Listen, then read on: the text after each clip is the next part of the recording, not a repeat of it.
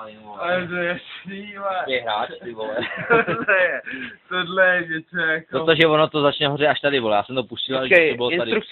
instruktář, co to je, nám řekni. Jsou to barevné koule, prosím. Pojď sem ještě na světlo Počkej, chvilku. počkej. Asi tak 20 čísel. Paní v obchodě říkala, vložit do tuby, nechat si vytáhnout noc a teprve potom to zapalit a odstoupit 50 metrů. Ano. My jsme našli vlastní způsob, jako. No jistě. Jistě!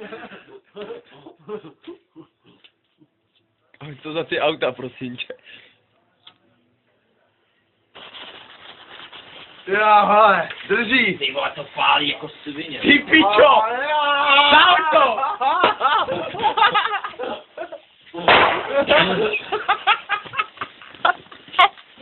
Ty krávo. Ta první už vybuchla ruce, ne? To mě to pálí na týdnu.